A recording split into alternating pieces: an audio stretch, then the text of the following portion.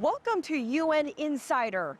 I'm Elaine Reyes at the United Nations headquarters in New York. Join us as we delve into the world's most pressing issues and learn how the people inside work toward a better future for everyone around the world. Coming up on UN Insider.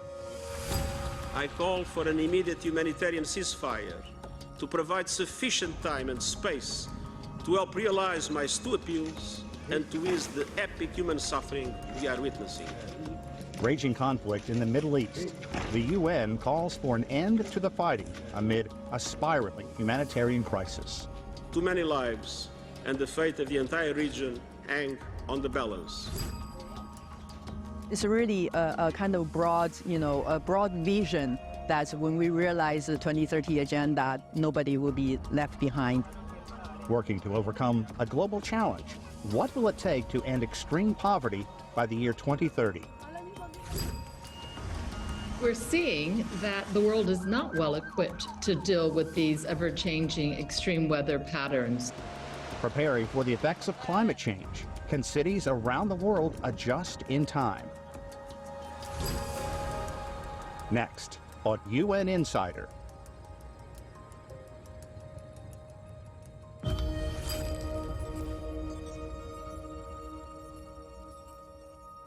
The conflict between Israel and Hamas and the humanitarian fallout in Gaza top the agenda here at UN headquarters. Fighting between Israel and Hamas rages 2 weeks after Hamas launched terror attacks inside Israel. But a small breakthrough has emerged. Israel has agreed to allow Egypt to deliver limited quantities of humanitarian aid into Gaza. It's the first prospect of aid since a siege of the Palestinian territory began. Word came in the wake of a devastating explosion at a hospital in Gaza City. Hundreds of people were killed. Hamas blamed an Israeli airstrike, but Israel says Islamic Jihad militants misfired a rocket, leading to the destruction. The incident sparking more anger and tension in the region. On the diplomatic front, a flurry of activity. The UN Security Council holding a series of meetings earlier in the week, but failing to agree on a resolution. The current situation in Gaza is escalating. More and more civilians are paying the prices with their lives and bearing the brunt of the conflict. And therefore, on the question of ceasefire and cessation of hostilities and protection of civilians, the Council has to effectively show its responsibility. And calls for a ceasefire, the release of hostages, and an unimpeded flow of aid grow louder. We need the time and space to achieve two urgent objectives. Hamas' immediate, unconditional release of all hostages. Secondly, and fast, unrestricted access of humanitarian aid for Palestinians in Gaza. The third thing must be a collective effort to end the hostilities and prevent any further expansion of the conflict to the region. The crisis has exacted a devastating human toll. Thousands are dead, dozens taken hostage, and millions are in desperate need of humanitarian aid. The UN's Emergency Relief Coordinator says there is no time to waste, and history is watching. Urgency is the first message. Aid in, please make it reliable, dependable, repeated, and constant. Money to make that happen. UNRWA is always serially underfunded. It needs money. Very grateful to hear that the European Union has tripled its funding. But number two, as important as access and aid is adherence to the rules of war. We've heard so much about it, and there seems to be stories about it being in conflict. The rules of war are not in conflict with actions in war. There are ways to control those actions as they pertain to civilians. That's why taking those hostages was an egregious, illegal act. That's why asking people to move from north of Gaza to the south to get out of harm's way is an understandable request, but needs to be buttressed by safety, voluntary movement, and humanitarian aid to make that movement safe. Shudeja is monitoring developments inside the halls of the United Nations. Deja. Elaine, this is yet another very unfortunate week in the Middle East. The new round of conflict between Hamas and Israel reached a new high. For the United Nations today, I only want to mention two things. Well, first, the deadly attack on Al-Ali Baptist Hospital in Gaza, which caused hundreds of civilian deaths. Multiple UN agencies, as well as the Secretary General, condemned the strike on that hospital in Gaza. While in Beijing on 18th for the Third Belt and Road Initiative Summit, Mr. Guterres finally called a ceasefire in Gaza, more than 10 days after the start of the crisis. I call for an immediate humanitarian ceasefire to provide sufficient time and space to help realize my two appeals and to ease the epic human suffering we are witnessing. On late afternoon Tuesday, permanent observer of the State of Palestine to the UN, Mr. Riyad Mansour, with the group of Arab countries, urged the international community to take action and hold Israel responsible for the attack. But on the other side, Israeli government accused Islamic Jihad group responsible because of its failed rockets launch. I almost shouted out for Palestine and Arab countries' response. The Israeli Prime Minister today said, and I quote, the intelligence from multiple sources said that it's the Islamic Jihad is responsible for the failed rocket launch. Your response? He is a liar. His spokesperson and digital spokesperson tweeted that Israel did the hit, thinking that there is around this hospital a base for Hamas, and then he deleted that tweet. We have a copy of that tweet, and Talal can share with you that tweet. Now they change the story to try to blame the Palestinians. It is a lie. The other thing here is, of course, the Security Council resolutions concerning the humanitarian situation in Gaza. This afternoon, the Security Council is going to vote on at least one or maybe two draft resolutions on this issue. What's the expectation from the Secretariat? The expectation is the same for us, for the Security Council, is for them to speak with one unified, strong voice for the cause of peace. That makes the Secretary General's works easier.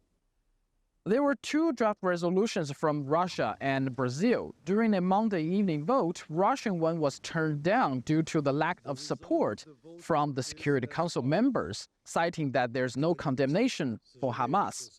Then after more than 40 hours, the Council cast yet another vote on Brazilian draft resolution, which did condemn Hamas, yet U.S. as a permanent member of the Council vetoed the resolution, suggesting there's no mentioning about the right to self-defense of Israel.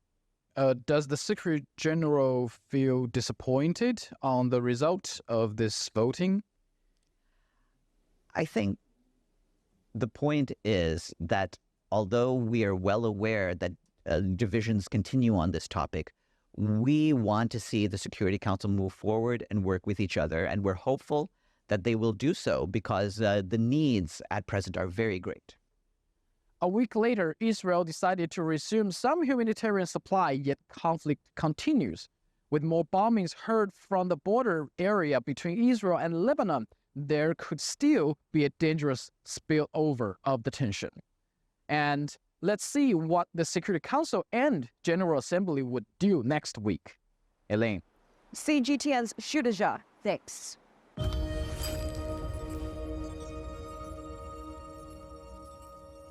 China is marking a milestone for a program that has helped bring sustainable development opportunities to partners around the world. The Belt and Road Initiative is celebrating its 10th year. The program was inspired by the ancient Silk Road and seeks to boost global trade and global cooperation through a wide range of projects, from infrastructure to green energy and beyond. To mark the anniversary, China is hosting representatives from more than 130 countries at the Belt and Road Forum in Beijing. This is the third edition of the forum, and attendance is growing. The relevance of the Belt and Road Initiative is undeniable. It has included nearly $1 trillion in cumulative investments across more than 3,000 projects around the world. Together, with the contribution of the Belt and Road Initiative, we can turn the infrastructure emergency into an infrastructure opportunity, supercharge the implementation of the Sustainable Development Goals, and deliver hope and progress for billions of people and the planet we share. Cleaner, affordable energy is critical for a more sustainable future. As the world shifts away from fossil fuels, demand for the raw materials used in new energy vehicles is rising. And 3 Latin American countries could hold the key to that transition. Joel Richards explains. The majestic salt plains of South America, a wonder of nature, a tourist attraction, and beneath the vast expanse of white, a vital resource for the green energy transition. Geologist Laura Gijena works with one of the several Chinese lithium mining companies operating in the northern Argentine province of Salta. Lithium is a very conductive element, so it's a main component in the batteries. Vast reserves of lithium can be found here, and global demand of the so-called white gold has spiked as the electric vehicle market has expanded rapidly. Salt plains like this can be found across the north of Argentina and the north of Chile, as well as in Bolivia. This region is known as the Lithium Triangle. The US Geological Survey estimates more than half the world's lithium resources are found in this region. The question is how these countries will develop their lithium mining sector. Chile considers lithium carbonate a strategic resource and exports 100,000 tons. Argentina does not consider it in the same way and exports 24,000 tons. Bolivia has a sector that is less visible. Lithium is nationalized. In 2022, China was the top destination of Argentinian lithium exports, with more than 41% of sales. Chinese mining companies are committed to investing millions of dollars in pursuit of the white gold. In the city of La Plata, Roberto Salvareza oversees construction of the country's first lithium battery factory, a step towards creating a lithium-based industry. He says there is a shared vision across Latin America, which is to add value and industrialize, not just export lithium carbonate. Making batteries will add much more value. Challenges remain for these countries to fully exploit the potential of these reserves, but there is a unique opportunity to play a central role in the global transition to electric vehicles. Joel Richards for CGTN in Buenos Aires. Coming up. People living in poverty are not just people that need to be helped. They are also agents of a change. UN Insider.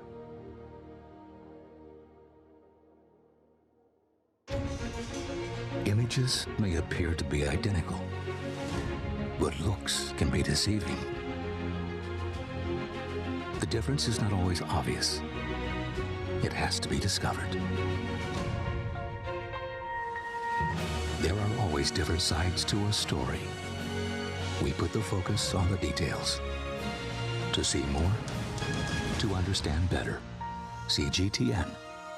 See the difference.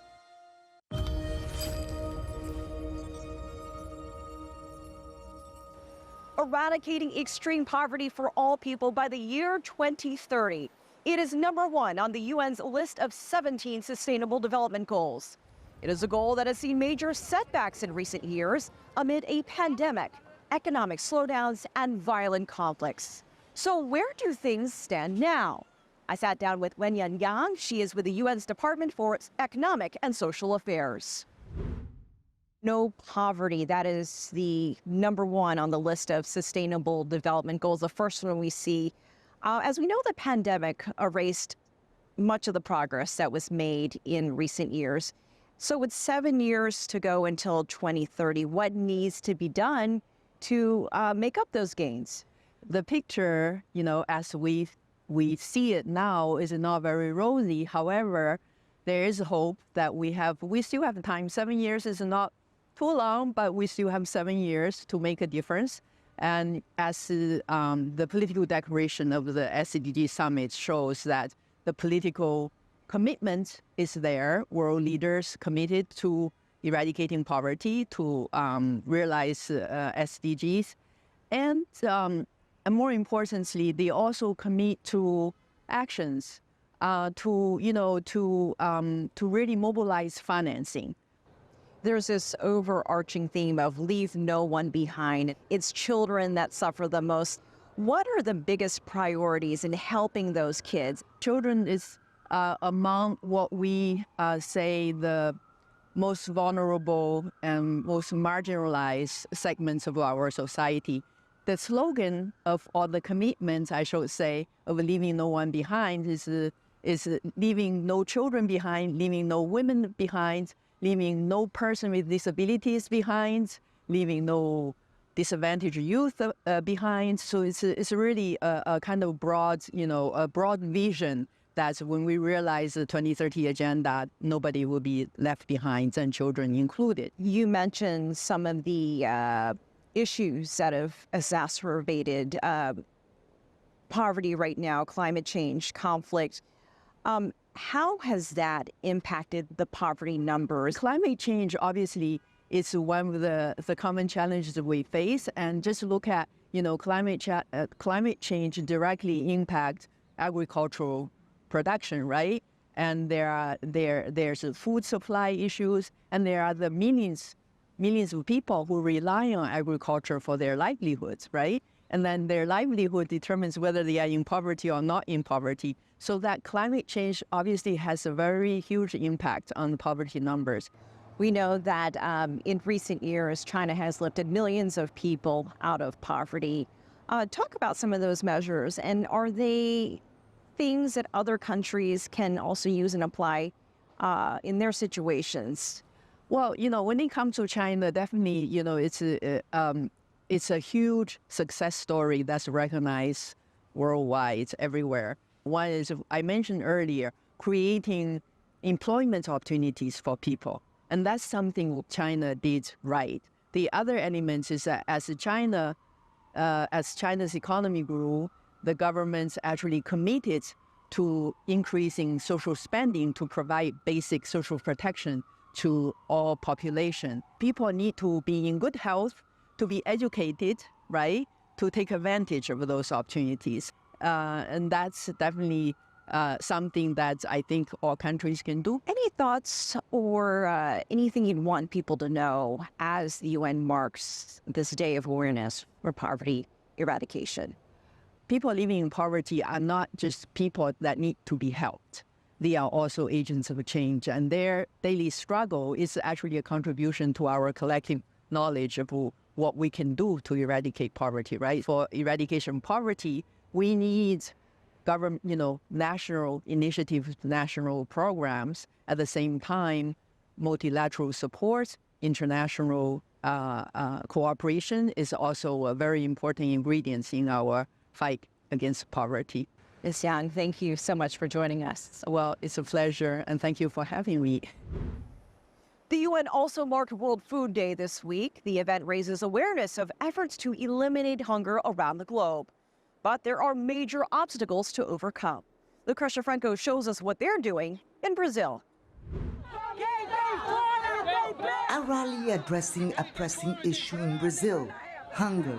It's far from over, these volunteers shout. That is because in one of the world's largest food producers, many still don't get enough to eat. It was organized by Ação da Cidadania, Citizenship Action, Brazil's oldest and largest anti-hunger movement, currently celebrating its 30th anniversary and launching one more Christmas food campaign. What we do on this campaign, Christmas Without Hunger, is to bring attention to the theme. So the population can once again understand that we're still in hunger and that we need to fight it. That's something it's crazy that we have to keep saying that again and again and again, because people think that people eat only on Christmas. They've done a heroic job, collecting a total of 55,000 tons of food donations in this Rio warehouse over 3 decades. Every October, the Christmas food campaign kicks off to bring relief for the end-of-year holidays. Ending hunger is now a top priority in Brazil, but the trends here seem to be moving in the opposite direction. According to a recent United Nations report, nearly 1/3 of Brazilians are currently suffering from some form of food insecurity. In absolute numbers, the study shows more than 70 million Brazilians did not always have enough to eat between 2020 and 2022. Scenes of hungry people in Brazil's urban centers have become more common, even though the country has resumed its anti-hunger program. We got out of the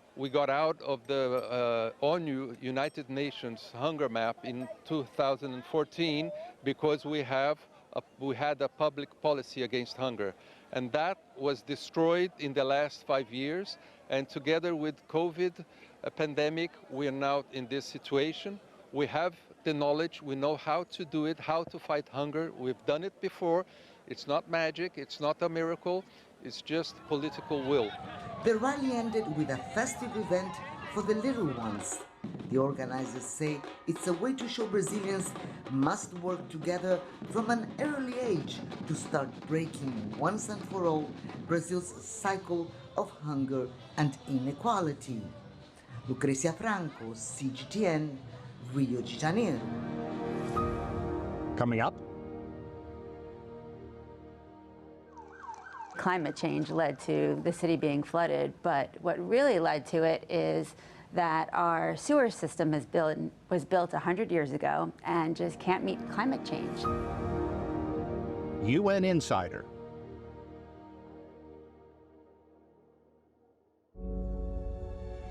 Facing the unknown is always difficult. In a world in turmoil, it's easy to lose orientation. But when the storms come, we have to see the possibilities, reinvent, find new opportunities, discover a path forward. CGTN, see the difference.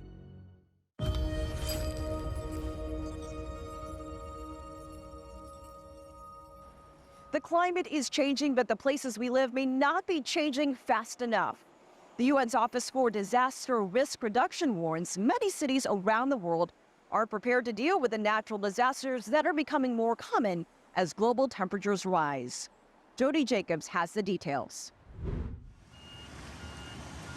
Recently in New York City, a state of emergency was declared. Climate change led to the city being flooded, but what really led to it is that our sewer system was built 100 years ago and just can't meet climate change. So what's happening now is that rain is falling more often and heavier, and our sewer system can't process it.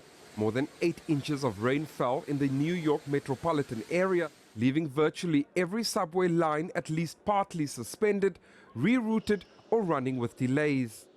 Experts say there's sufficient evidence to suggest that cities like New York are no longer fit for purpose. And with the changing weather pattern, cities will need to rethink their approach. It's suggested that New York transform from a concrete jungle into a sponge to better deal with heavy rainfall. An example of this here in New York is the Sweetbrook Blue Belt on Staten Island. It's known as a blue belt, a natural drainage system that's created to catch rainwater runoff from the streets and sidewalks, avoiding the clogging of the centuries-old sewage systems.